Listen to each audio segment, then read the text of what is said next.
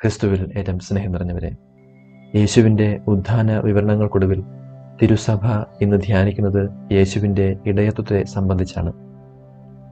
നല്ലിടയനായ ക്രിസ്തുവിനെപ്പറ്റി വെളിപ്പെടുത്തുന്ന, നമ്മെ ആശ്ചര്യപ്പെടുത്തുന്ന 4 കാര്യങ്ങളാണ് ഇന്നത്തെ സുവിശേഷത്തിൻ്റെ കാതൽ. ഒന്നാമതായി നമ്മെ ആശ്ചര്യപ്പെടുത്തുന്നത് ആടുകൾ ഇടയൻ്റെ ശബ്ദം തിരിച്ചറിയുകയും അവനെ വിശ്വസിക്കുകയും അവനെ അനുഗമിക്കുകയും ചെയ്യുന്നു എന്നതാണ്. രണ്ടാമത്തേത് ഇടയൻ ഓരോരുത്തരെയും പേരെടുത്ത് വിളിക്കുന്നു എന്നതും. മൂന്നാമതായി അവർ അവനെ അനുഗമിക്കുന്നു, അതായത് ഇടയൻ പുറകിൽ നിന്ന് പോകുന്നതിന് പകരം അവർക്ക് മുമ്പായി നടക്കുന്നു എന്നതാണ്. നാലാമതായി അവൻ കള്ളന്മാരെ പോലെ ആടുകളെ കൊന്നു തിന്നാനോ മോഷ്ടിക്കാനോ മുതിരുന്നില്ല എന്നതും. ഇടയന്മാരെയും ചെമ്മരിയാടുകളെയും കുറിച്ച് എന്തെങ്കിലും അറിയാവുന്ന ആർക്കും ഈ 4 കാര്യങ്ങളും ഏറെ വിചിത്രവും ആശ്ചര്യകരവുമാണ്. ഒന്നാമതായി, ചെമ്മരിയാടുകൾ തികച്ചും നിഷ്ക്രിയരും വിവേകശൂന്യമായ മൃഗങ്ങളാണ്. ആരും ഇവയെ ഓമന മൃഗങ്ങളായി വളർത്തുന്നില്ല. ഇവയ്ക്ക് സാധാരണയായി മനുഷ്യരുമായി അടുത്ത ബന്ധവുമില്ല. നായ്ക്കളെയും പൂച്ചകളെയും പോലെ അവ സാധാരണയായി യജമാനന്റെ ശബ്ദം തിരിച്ചറിയുകയോ വിശ്വസിക്കുകയോ ചെയ്യുന്നില്ല. എന്തെങ്കിലും ചെയ്യിക്കാൻ അവരെ ബലപ്രയോഗത്തിലൂടെ നിർബന്ധിക്കുകയും ഭയപ്പെടുത്തുകയും വേണം. സ്നേഹത്താൽ ഒരിക്കലും ഇവയെ കീഴ്പ്പെടുത്താൻ സാധിക്കില്ല. എന്നാൽ യേശുവിൻ്റെ ഉപമയിലെ ആടുകൾ നിഷ്ക്രിയരും വിഡ്ഢികളുമല്ല, മറിച്ച് സജീവവും വിവേകികളുമാണ്. ഭയത്താലല്ല, സ്നേഹത്താലാണ് അവർ പ്രചോദിതരാകുന്നത്. അവ അവൻ്റെ ശബ്ദം തിരിച്ചറിയുകയും അവനെ വിശ്വസിക്കുകയും സ്വതന്ത്രമായി അവനെ അനുഗമിക്കുകയും ചെയ്യുന്നു. സത്യത്തിൽ ക്രിസ്തീയ ജീവിതം എന്താണെന്ന് ഇവിടെ വെളിപ്പെടുകയാണ്.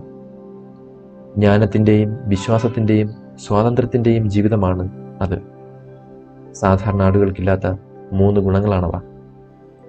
ജ്ഞാനമെന്നാൽ വിവേകം അഥവാ തിരിച്ചറിവ്. യേശുവിൻ്റെ ശബ്ദം, അവൻ്റെ ഇഷ്ടം എന്നിവ നമ്മുടെ മനസ്സാക്ഷിയിൽ നാം തിരിച്ചറിയുന്നു. അത് ഈ ലോകത്തിൻ്റെ ശബ്ദത്തിന് പിന്നാലെ പോയി വഴിതെറ്റാതിരിക്കാൻ നമ്മെ സഹായിക്കുന്നു. വിശ്വാസം. ക്രിസ്തു എന്ന വ്യക്തിയെ പൂർണ്ണമായി മനസ്സിലായിട്ടില്ല എങ്കിലും അവനിലുള്ള വിശ്വാസമാണ് നമ്മെ അവനെ അനുഗമിക്കാൻ പ്രേരിപ്പിക്കുന്നത്. സാധാരണ ആടുകൾ വിശ്വാസം കൊണ്ടോ സ്നേഹം കൊണ്ടോ അല്ല, മറിച്ച് ഭയം കൊണ്ടാണ് ഇടയനെ അനുഗമിക്കുന്നതും പലതും ചെയ്യുന്നതും. ദൈവത്തിലുള്ള ഭയം കൊണ്ടല്ല നമ്മൾ അവിടുത്തെ പിൻചെല്ലുന്നത്, മറിച്ച് നമുക്ക് വേണ്ടി രക്ഷ ഒരുക്കിയിരിക്കുന്നത് കൊണ്ടുള്ള സ്നേഹം കൊണ്ടാണ് നമ്മൾ അവനെ പിൻചെല്ലുന്നത്. അതിലൊരു സ്നേഹമുണ്ട്, സ്വാതന്ത്ര്യമുണ്ട്. സ്വാതന്ത്ര്യമെന്നാൽ തിരഞ്ഞെടുപ്പ് എന്നാണ്. നാം ആടുകളെപ്പോലെ യാന്ത്രികമായി യേശുവിനെ അനുഗമിക്കുന്നില്ല. നമ്മൾ ബോധപൂർവം അവനെ തിരഞ്ഞെടുക്കുന്നു. ചിലപ്പോൾ ആ തിരഞ്ഞെടുപ്പ് ബുദ്ധിമുട്ടുള്ളതും ചിലവേറിയതുമാണ്. ഇപ്രകാരം നോക്കുമ്പോൾ യേശുവിൻ്റെ ഈ ആടുകൾ നമ്മൾ സാധാരണയായി കരുതുന്ന ആടുകളിൽ നിന്ന് ഏറെ വിപരീതമാണ്. അവ സജീവമാണ്, നിഷ്ക്രിയമല്ല. അവർ ജ്ഞാനികളും വിവേകികളുമായതിനാൽ അവൻ്റെ ശബ്ദം അവർ തിരിച്ചറിയുന്നു. ക്രിസ്തുവും എതിർ ക്രിസ്തുവും തമ്മിലുള്ള വ്യത്യാസവും, ക്രിസ്തുവിൻ്റെ ശബ്ദവും ലോകത്തിൻ്റെ ശബ്ദവും തമ്മിലുള്ള വ്യത്യാസവും, ക്രിസ്തുവിൻ്റെ ശബ്ദവും സ്വന്തം അഹന്തയുടെ ശബ്ദവും തമ്മിലുള്ള വ്യത്യാസവും അവർക്ക് തിരിച്ചറിയാൻ കഴിയുന്നു. അപ്പോഴും 2 ചോദ്യം ബാക്കിയാകുന്നു. ഈ ആടുകൾ അവൻ്റെ ശബ്ദം എങ്ങനെ തിരിച്ചറിയും? നമുക്കെങ്ങനെ ക്രിസ്തുവിനെ അറിയാൻ കഴിയും? ഒരേയൊരു വഴിയേ ഉള്ളൂ: പ്രാർത്ഥന. പ്രാർത്ഥനയിലൂടെ അവനോട് സംസാരിക്കുകയും നമ്മുടെ ഹൃദയത്തിൽ അവനെ ശ്രദ്ധിക്കുകയും ചെയ്യണം. അവനോടൊപ്പം എത്രത്തോളം സമയം ചിലവഴിക്കുന്നുവോ അത്രത്തോളം നമുക്കവനെ അറിയാൻ സാധിക്കും. അവനെക്കുറിച്ച് എത്രത്തോളം സത്യങ്ങൾ അറിഞ്ഞാലും അവനെ അറിയുന്നതിന് പകരമാകാൻ അവയ്ക്ക് കഴിയില്ല. നമുക്ക് അവനോട് എപ്പോൾ വേണമെങ്കിലും എത്ര തിരക്കിലാണെങ്കിലും ഓരോ ദിവസവും ഹ്രസ്വമായി സംസാരിക്കാവുന്നതേ ഉള്ളൂ. യേശുവെ, ഞാൻ നിന്നിൽ വിശ്വസിക്കുന്നുവെന്നോ, യേശുവെ, ഞാൻ നിന്നെ സ്നേഹിക്കുന്നു, അല്ലെങ്കിൽ യേശുവെ, എന്നെ സഹായിക്കണമേ എന്ന് പറയാൻ അക്ഷരാർത്ഥത്തിൽ 2 സെക്കൻഡ് മതി. പ്രിയപ്പെട്ടവരെ, നമുക്കൊന്ന് ആത്മപരിശോധന ചെയ്യാം. യഥാർത്ഥത്തിൽ നമ്മൾ ഇന്ന് ഇടയൻ്റെ സ്വരം കേൾക്കുന്നുണ്ടോ? അവൻ്റെ സ്വരം തിരിച്ചറിയുന്നുണ്ടോ? അനേകം ശബ്ദകോലാഹലങ്ങൾക്കിടയിൽ ഇടയൻ്റെ സ്വരം തിരിച്ചറിയാൻ ആദ്യം ഇടയൻ്റെ സ്വരം ഏതാണെന്ന് അറിഞ്ഞിരിക്കണം. എങ്ങനെയാണ് നമുക്കതറിയാൻ സാധിക്കുന്നത്? വചനം വായിക്കുക. പലപ്പോഴും ദൈവത്തിൻ്റെ സ്വരം മനസ്സിലാക്കാൻ കഴിയാത്തതിൻ്റെ പ്രധാന കാരണം അവൻ്റെ സ്വരം ഏതെന്ന് നമുക്കറിവില്ലാത്തത് കൊണ്ടാണ്. ഒരു കുഞ്ഞ് പിറന്നു വീഴുമ്പോൾ അവൻ്റെ കാഴ്ച അത്രയ്ക്ക് വികസിച്ചിട്ടുണ്ടാവില്ല. എന്നാലും തൻ്റെ അമ്മയെ തിരിച്ചറിയുന്നത് പ്രധാനമായും സ്വരം വെച്ചിട്ടാണെന്നാണ് പറയുന്നത്. അതുകൊണ്ട് ആത്മീയ ജീവിതത്തിൽ ശിശുക്കളായ നമുക്ക് ഇടയൻ്റെ സ്വരം ആവർത്തിച്ച് കേട്ട് പരിചയപ്പെടേണ്ടത് അത്യാവശ്യമാണ്. ഈ മുൻപരിചയം ഇല്ലാത്തത് കൊണ്ട് തന്നെ നമുക്ക് അവനെ അനുഗമിക്കാനും കഴിയാതെ പോകുന്നു. ഒരുപക്ഷെ ഇതായിരിക്കും അതായിരിക്കും അവൻ്റെ സ്വരമെന്ന് കരുതി അവയ്ക്ക് പിന്നാലെ പോകും. അതിനാൽ എല്ലാ ദിവസവും ഒരല്പസമയം വചനവായനയ്ക്കായി നീക്കിവെക്കേണ്ടത് അത്യാവശ്യമാണ്. കാരണം മനുഷ്യാവതാരം ചെയ്ത വചനമാണ് യേശുവെങ്കിൽ പ്രചോദിത വചനമാണ് തിരുലിഖിതങ്ങൾ. അതുകൊണ്ട് വചനത്തോട് നമുക്ക് ഭക്താദരവ് ഉണ്ടാകേണ്ടതുണ്ട്. ഇനി യേശുവിൻ്റെ ഉപമയിലെ ആശ്ചര്യപ്പെടുത്തുന്ന രണ്ടാമത്തെ കാര്യം, ഇടയൻ ഓരോ ആടിനെയും പേര് ചൊല്ലി വിളിക്കുന്നുവെന്നതാണ്. നമ്മൾ വളർത്തുമൃഗങ്ങൾക്ക് പേരിടാറുണ്ട്, എന്നാൽ സാധാരണ ആടുകൾക്ക് പേരിടാറില്ല. എന്നാൽ യേശുവിന് നമ്മുടെ ഓരോരുത്തരുടെയും പേരുകൾ അറിയാമെന്നാണ്. നാം അദ്വിതീയരാണ്. നമ്മൾ വെറും ക്ലോണുകളോ ഫോട്ടോ കോപ്പികളോ അല്ല. നിങ്ങൾക്ക് മാത്രം ഈ ഭൂമിയിൽ ചെയ്യാൻ കഴിയുന്ന കാര്യങ്ങളുണ്ട്. ഈ ഭൂമിയിൽ ജീവിച്ചിരിക്കുന്നവരോ ഇനി ജീവിക്കേണ്ടവരോ ആയ മറ്റാർക്കും അത് ചെയ്യാൻ കഴിയുകയുമില്ല. നിങ്ങൾ മരിക്കുമ്പോൾ നിങ്ങൾക്ക് പകരം വയ്ക്കാൻ ഈ ഭൂമിയിൽ ആർക്കും കഴിയില്ല. യേശുവിനതറിയാം.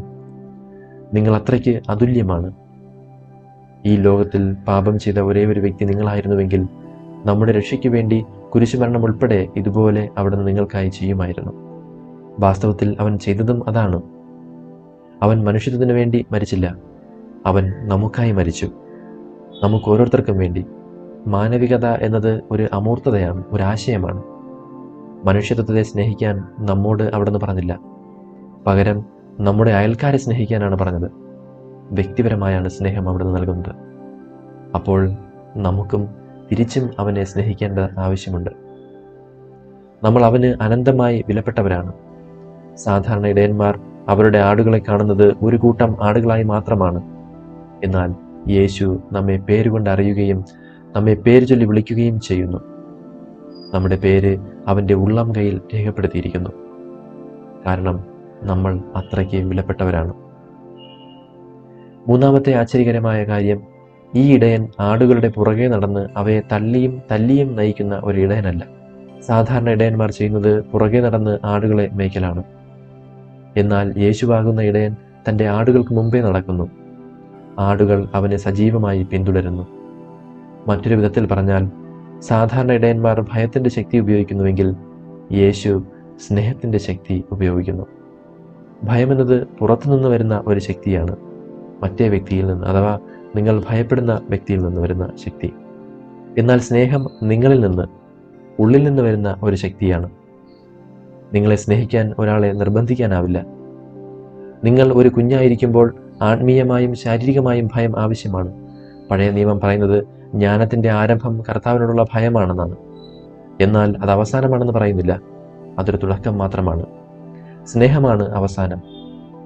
ഈ ലോകത്ത് പെന്തക്കോസ്ത് ദിനത്തിൽ 3000-ലധികം ജനങ്ങൾ ക്രിസ്തുമതം സ്വീകരിച്ചത് ആരെയെങ്കിലും ഭയന്നിട്ടല്ല, മറിച്ച് യേശുവിലൂടെ സാധ്യമായ രക്ഷയെ അറിഞ്ഞതുകൊണ്ടായിരുന്നു. രക്ഷയെക്കുറിച്ചുള്ള അറിവ് യേശുവിനെ സ്നേഹിക്കാൻ കാരണമായി. ഇന്നും നടക്കുന്നത് അതുതന്നെയാണ്. ഇനി നാലാമത്തെ ആശ്ചര്യം, കള്ളനെ പോലെ ഈ ഇടയൻ ആടുകളെ മോഷ്ടിക്കാനും കൊല്ലാനും വരുന്നില്ല എന്നതാണ്. മതനേതാക്കൾക്ക് ആളുകളുടെ ആത്മാവിന്മേൽ വളരെയധികം അധികാരമുണ്ട്, സ്വാധീനമുണ്ട്. എന്നാൽ അധികാരം പലപ്പോഴും ദുഷിപ്പിക്കുന്നു. അതിനാൽ മതനേതാക്കളുടെ സ്വാഭാവിക പ്രലോഭനം ആളുകളെ പിടിക്കുക, ആടുകളെ മോഷ്ടിക്കുക, വലിയ സംഖ്യകൾ നേടുക, സ്വന്തം മഹത്വം വർദ്ധിപ്പിക്കുക എന്നിവയാണ്. എന്നാൽ ക്രിസ്തു ആടുകളെ മോഷ്ടിക്കുന്നില്ല. അവൻ ആടുകളെ സേവിക്കുന്നു. അവൻ അവയെ കൊന്ന് ഭക്ഷിക്കാറില്ല. അവൻ അവർക്ക് വേണ്ടി മരിക്കുന്നു. അവൻ സ്വയം ഭക്ഷണമായി മാറുന്നു.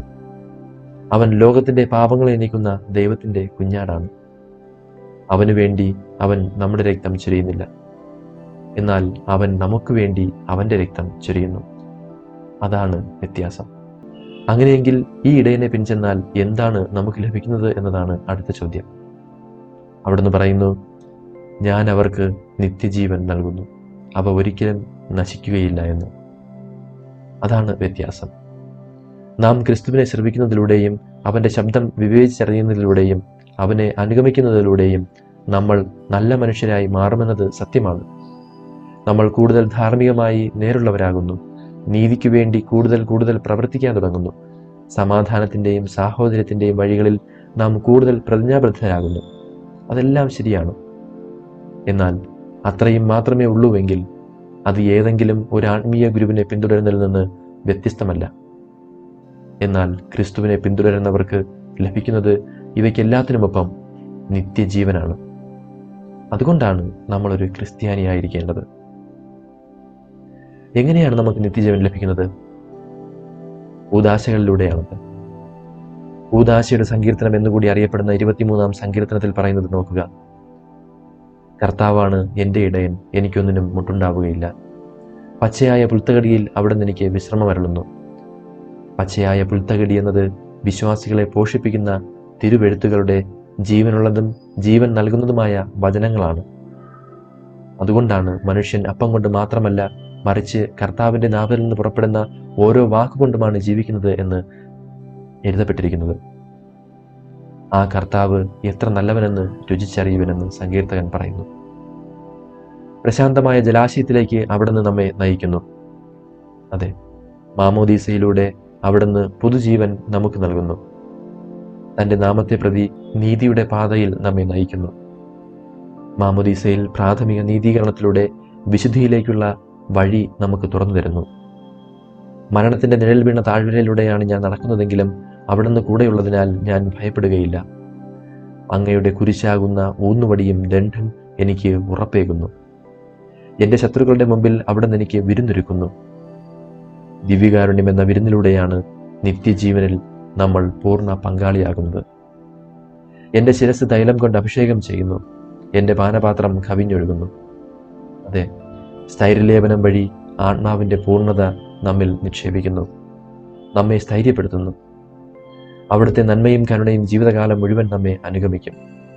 അതെ, ഇടറി വീഴുമ്പോഴും തിരിച്ചെടുത്ത് മുറിവ് വച്ച് കെട്ടി സൗഖ്യം നൽകുന്ന സൗഖ്യത്തിൻ്റെ അഥവാ കാരുണ്യത്തിൻ്റെ കൂദാശ, കുമ്പസാരം ജീവിതകാലം മുഴുവൻ നമ്മെ അനുഗമിക്കുന്നു. അങ്ങനെ കർത്താവിൻ്റെ ആലയത്തിൽ ഞാൻ എന്നേക്കും വസിക്കും. അതെ, അവിടുത്തെ സന്നിധിയിൽ ഒരിടയനും ഒരജഗണവുമായി എന്നേക്കും നമ്മൾ ജീവിക്കും. അതിനാൽ സ്നേഹം നിറഞ്ഞവരെ, നമുക്ക് നല്ല ആടുകളെ പോലെ ക്രിസ്തുവാകുന്ന യഥാർത്ഥ ഇടയനെ നമുക്ക് പിൻചെല്ലാം. അങ്ങയുടെ ഹൃദയത്തിന് ചേർന്ന അജഗണങ്ങൾക്ക് വേണ്ടി ജീവിക്കുന്ന അനേകം നല്ല ഇടയന്മാരെ ഞങ്ങൾക്ക് നൽകണമേ എന്നും പ്രാർത്ഥിക്കാം. എളിമയോടെ അവരുടെ സ്വരം കേട്ട് അങ്ങയെ പിന്തുടരാനും അങ്ങനെ നിത്യജീവൻ പ്രാപിക്കുവാനും നമുക്കോരോരുത്തർക്കും സാധിക്കട്ടെ. സർവശക്തനായ ദൈവം, പിതാവും പുത്രനും പരിശുദ്ധാത്മാവും നമ്മെ അനുഗ്രഹിക്കട്ടെ. ആമേൻ.